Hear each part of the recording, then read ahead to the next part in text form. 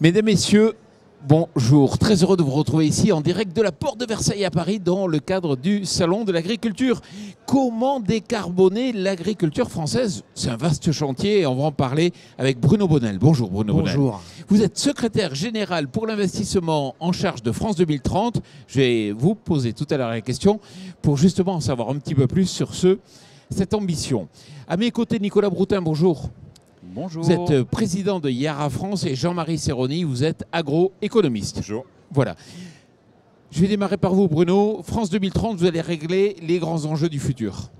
France 2030, c'est un effort sans précédent qui continue un programme connu qui est le programme d'investissement d'avenir, mais qui est en même temps une vraie rupture puisque le président de la République a défini 10 objectifs, par exemple l'hydrogène vert ou l'investissement dans les autos électriques et connectés.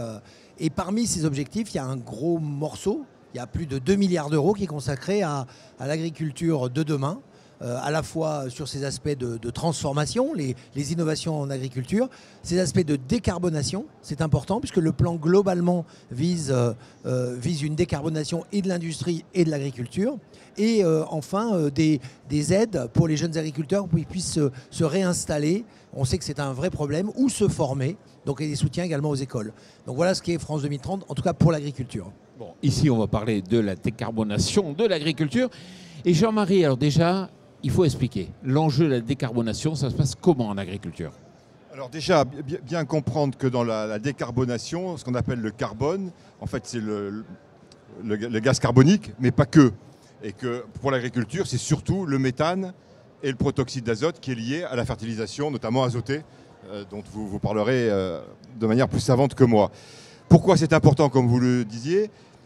En France, si je ne prends pas les fournisseurs de l'agriculture, si je démarre à la ferme et que je vais jusqu'à mon estomac, notre assiette représente un quart de nos émissions de gaz à effet de serre. 20%, c'est la production agricole, et le 5%, c'est quand je vais à ma grande surface, dans mon frigo, etc. Donc c'est un enjeu majeur. L'agriculture, l'important, c'est effectivement de la décarboner. La feuille de route de la stratégie bas carbone de la France, en gros, prévoit que l'agriculture diminue de moitié ses émissions de gaz carbonique, mais c'est que 20%, de méthane, donc c'est principalement les animaux chez nous, c'est 40%, et de protoxyde d'azote, fertilisation, c'est aussi 40%. Mais également que l'agriculture stocke davantage de carbone, puisque l'agriculture est la seule usine, entre guillemets, qui aujourd'hui sait capter uniquement du CO2 de manière rentable.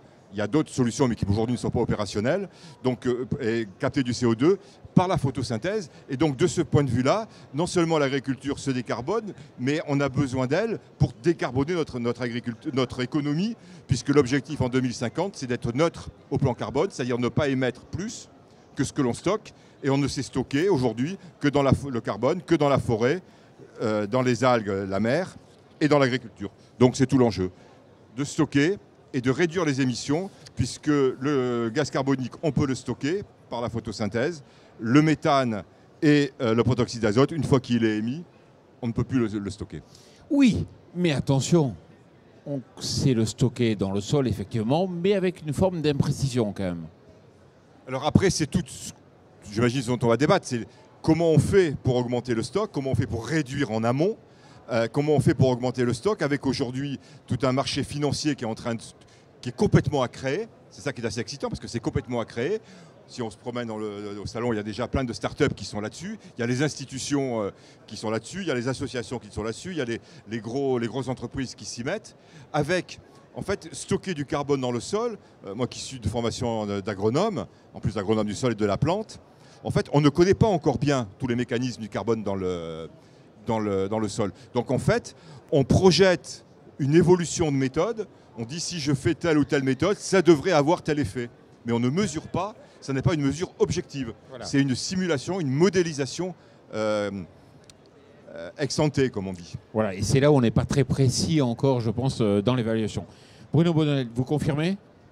Non seulement je confirme, mais en plus je pense que le plan qu'on essaie de décrire, à la fois les anciens programmes d'investissement d'avenir et surtout France 2030, donc tout s'appelle maintenant France 2030, a pour objectif de révéler toutes ces innovations dans l'agriculture. On parle d'agritech, on parle de food tech, comme on parlait de French tech, quand on parlait de digital. on s'aperçoit que les entrepreneurs du vivant, que sont les agriculteurs, véritablement utilisent des outils et il faut les amener encore plus à de l'outil. Alors, une des manières également de limiter notamment les engrais, pardon Monsieur le Président, on en parlera après, c'est de la mécanisation par exemple ou la robotisation de systèmes qui permettent, où la France est en pointe, qui permettent justement de désherber de façon sélective dans du maraîchage par exemple. Donc je crois qu'on est à ce moment de basculement où il y a eu une prise de conscience.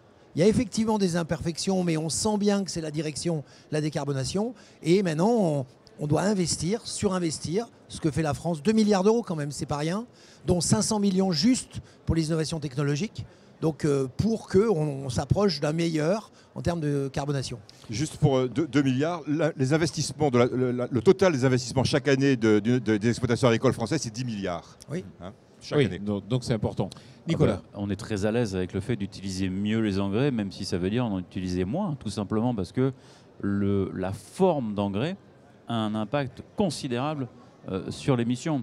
Si je reviens un peu sur les émissions carbone liées à la fertie, vous avez 25% qui est en lien avec la fabrication d'ammoniac, parce que pour fabriquer de l'ammoniac, qui est la matière première des engrais, on utilise le gaz naturel.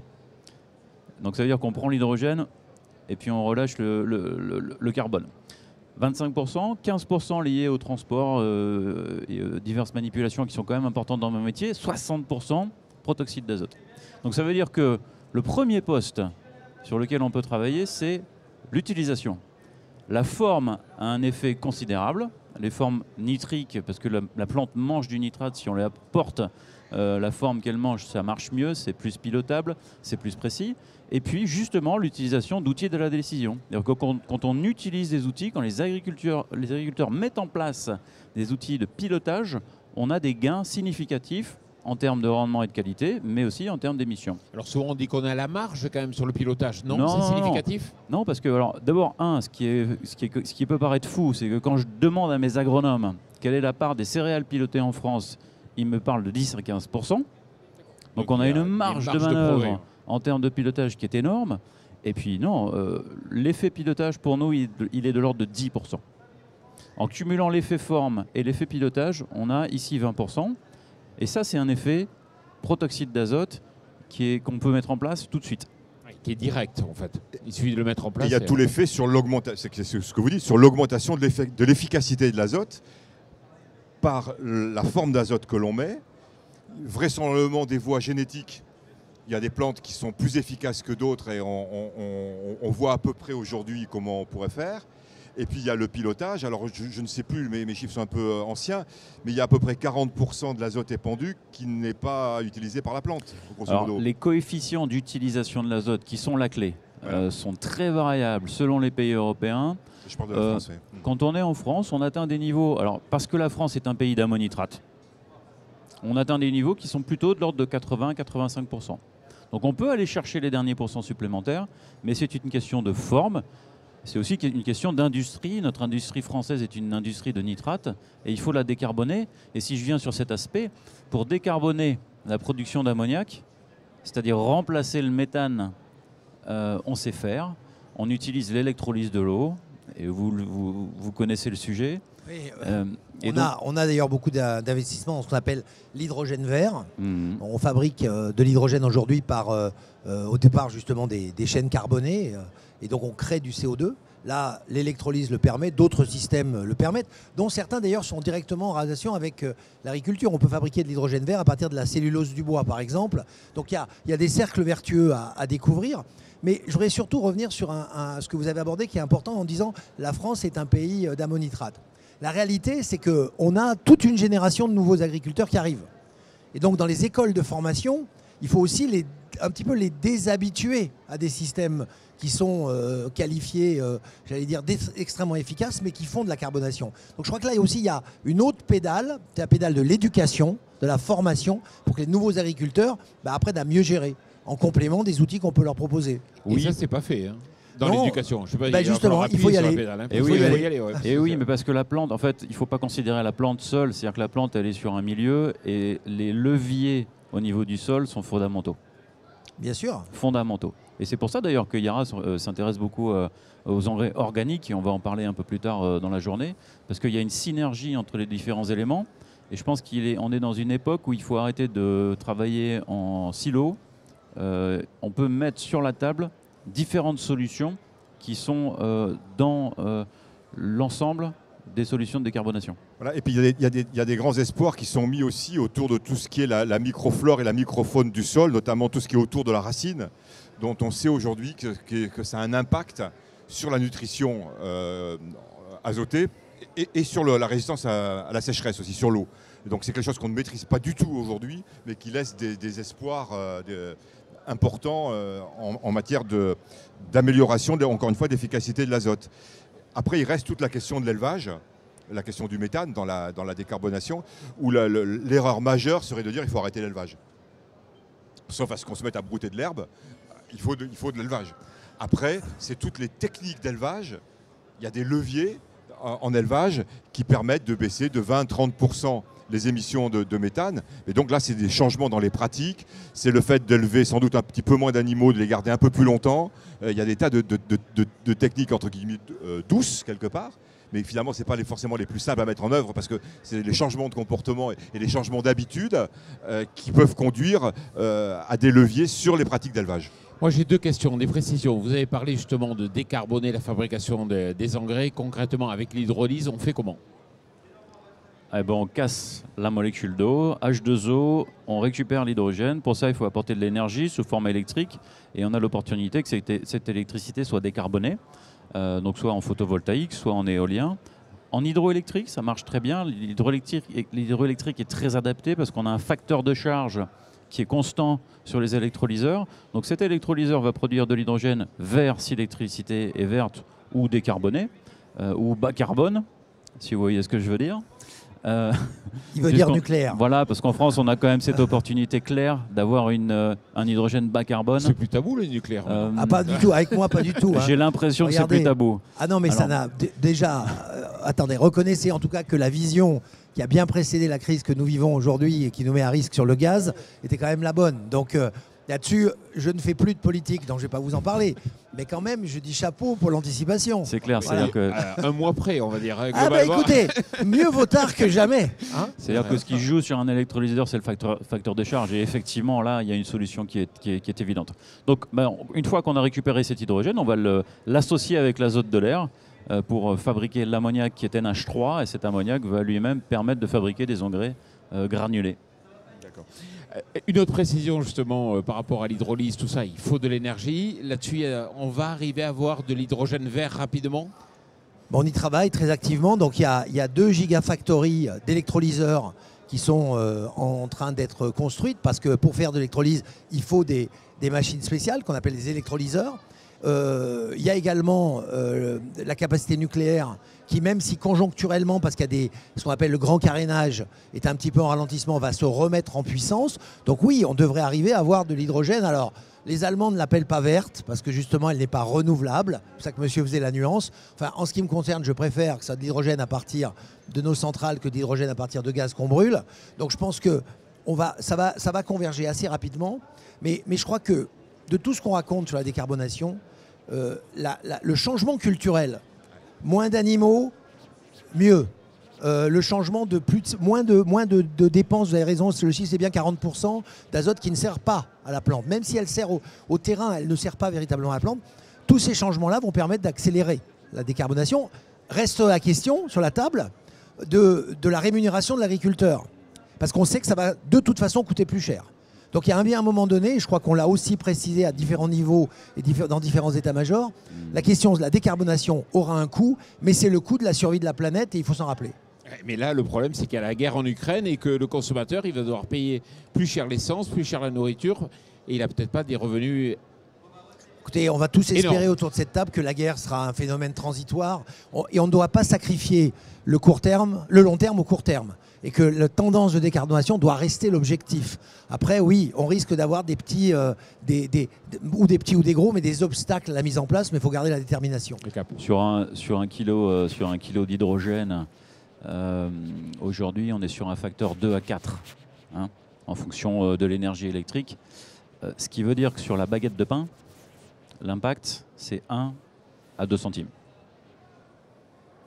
pour le consommateur final. C'est ça la décarbonation. Donc c'est pas énorme. Alors, il y a un autre gros facteur de décarbonation qui nous concerne chacun individuellement, c'est la lutte contre le gaspillage. C'est-à-dire, c'est comme de tout, hein, l'énergie, la meilleure économie d'énergie, c'est celle que je ne dépense pas. Et donc, en gros, en France, il y a à peu près, on estime, il y a à peu près 20% de la production agricole qui est perdue. Donc, si on en réduisait ne serait-ce que la moitié, ça a un impact sur la décarbonation, indirect, mais de fond sur la décarbonation. Et où est-ce qu'on perd? C'est dans nos achats, c'est dans notre frigo, c'est dans les cantines, ce qu'on jette de l'assiette qui aurait été les portions qui ne correspondent pas à ce que l'on mange. Idem à la maison. C'est les durées de vie de certains produits qui pourraient être plus longues. C'est tout un élément qui, au bout du bout, conduisent à des économies et aussi à la décarbonation. Mais, oui. Allez-y. Non, je disais, vous avez entièrement raison. Et c'est vrai qu'on est passé d'une tradition française, bien française, de dire toi, tu dois finir ton assiette, de recycler. On jetait jamais de pain. Moi, chez ma grand-mère, c'était interdit. Alors, on faisait des pains perdus, on faisait des pains au lait. Enfin, on n'en pouvait plus de manger le pain rassis. Mais on est au bout. Cette culture, ça s'appelle la sobriété, en fait. C'est le mot. Aujourd'hui, le mot moderne, c'est sobriété. Et qui est plus sobre que les agriculteurs? Je ne connais pas. Donc, il faut pousser dans cette direction. Et effectivement, on arrive bien à une coordination des actions d'investissement en technologie, une chose, des efforts de fabricants et d'industriels, c'est une autre chose, mais c'est bien l'attitude aussi des consommateurs et des producteurs qui va être déterminant. Et puis il y a des bonnes nouvelles. Par exemple, la méthanisation, la biométhanisation peut déboucher aujourd'hui sur de l'hydrogène. Alors on est au tout début, hein, mais c'est vrai que de recycler et d'avoir de l'hydrogène au bout, ça serait quand même pas mal. Il y a la production électrique avec l'agrivoltaïsme qui bloque un peu. Il y a encore beaucoup de débats en France sur l'utilisation sur les cultures des panneaux photovoltaïques parce que ça rapporte et parce que le monde agricole n'a pas envie que les agriculteurs cultivent moins, et ça peut se comprendre. Et puis dans le bilan de décarbonation, il faut prendre en compte la fabrication en amont. Des panneaux, oui. En plus, il y a un problème quand même de source. Mais on sent que quand même, il y a quand même beaucoup de choses qui sont en train d'avancer là-dessus. Oui, absolument. Et surtout, je vous dis, une prise de conscience qui est quasiment planétaire. Et monsieur avait raison, 2 centimes sur la baguette, c'est à la fois pas grand-chose, et pour certaines personnes, c'est beaucoup parce que c'est l'ouverture vers 2 autres centimes, 2 autres centimes, 2 autres centimes. Mais encore une fois, on joue l'avenir de nos enfants et de nos petits-enfants. Donc à un moment donné, il va falloir qu'on fasse un choix. Est-ce qu'on fait juste de l'optimisation de notre portefeuille, ou est-ce qu'on pense comme pensaient nos anciens à après-demain et à après-après-demain? Moi, je suis dans cette direction-là. Bon, on pourra en parler toute la journée. Le seul problème, c'est qu'on a fini cette émission. Nicolas Broutin, Jean-Marie Serroni, merci beaucoup. Merci. Bruno Bonnel, merci beaucoup. Merci à vous. Et puis merci à vous.